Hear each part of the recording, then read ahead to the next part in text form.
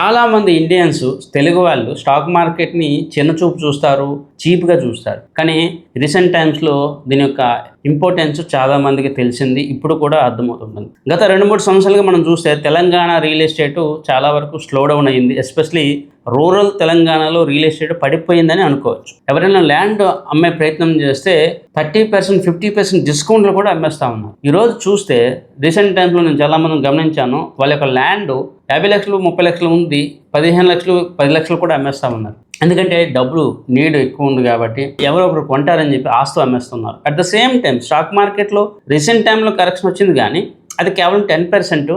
కానీ ఎవరైతే 2-3 సంవత్సరాల నుంచి ఇన్వెస్ట్మెంట్ చేశారో వాళ్ళకి పెద్ద లాస్ లేదు. సో ఈ పాయింట్ మనం ఆలోచన చేస్తే రియల్ ఎస్టేట్ కన్నా స్టాక్ మార్కెట్ చాలా వరకు బెటరు.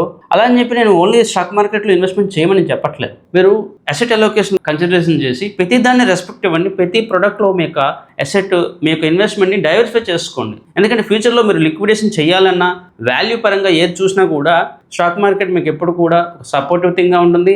లాంగ్ టర్మ్లో రియల్ ఎస్టేట్ కన్నా బెటర్ రిటర్న్స్ అయితే ఇస్తూ ఉంటుంది. సో ఇక మీదటైనా కూడా మీరు స్టాక్ మార్కెట్ని రెస్పెక్ట్ ఇవ్వండి, ఎక్కువగా అలోకేషన్ చేసే ప్రయత్నం చేయండి. ఈవెన్ 10 కోట్ల ఆస్తి ఉన్న వ్యక్తి కూడా 1-2 లక్షల రూపాయలు మ్యూచువల్ ఫండ్ లేకపోతే స్టాక్ మార్కెట్లో ఇన్వెస్ట్మెంట్ చేస్తారు. అంతేగాని 1-2 కోట్ల రూపాయలు స్టాక్ మార్కెట్లో మ్యూచువల్ ఫండ్లో ఇన్వెస్ట్మెంట్ చేసే ప్రయత్నం చాలామంది చేయరు. అది చాలా తప్పు. మీరు స్టాక్ మార్కెట్ని కూడా ఒక అసెట్ క్లాస్ కింద కన్సిడరేషన్ చేసి ఆ అసెట్ క్లాస్ బేస్డ్గా దానికంటూ సెపరేట్గా ఫండ్స్, ఇన్వెస్ట్మెంట్స్ అలొకేట్ చేయడం అనేది చాలా చాలా ఇంపార్టెంట్. ఇప్పుడు మీకు తెలియదు, ఫ్యూచర్లో ప్రాపర్టీ అమ్మాలన్నా, మీకు వైట్ మనీ కావాలన్నా, ఎటువంటి సపోర్ట్ కావాలని కూడా మీకు స్టాక్ మార్కెట్ నుంచే వస్తుంది. రియల్ ఎస్టేట్లో ఆ సపోర్ట్ ఉండదు. ఎస్పెషల్లీ రూరల్ ఏరియాలో ఉన్న వాళ్ళు అండ్ మిగతా వాళ్ళకి ఇది నేను చెప్తా ఉన్నాను. సిటీ లిమిట్స్లో కూడా కొన్ని కేసెస్లో మీరు ప్రాపర్టీ అమ్మాలన్నా కూడా 3 నెలల నుంచి సంవత్సరం కూడా పడుతూ ఉంటుంది. అట్ ద సేమ్ టైం మీరు స్టాక్ మార్కెట్లో వితిన్ 1 డేలో మీరు డబ్బులు విత్డ్రాల్ చేసుకోగలరు. అది లిక్విడిటీస్ పరంగా అండ్ వాల్యూ పరంగా మీకు స్టాక్ మార్కెట్లో ఉన్న అడ్వాంటేజ్. సో దాన్ని మీరు రెస్పెక్ట్ ఇవ్వండి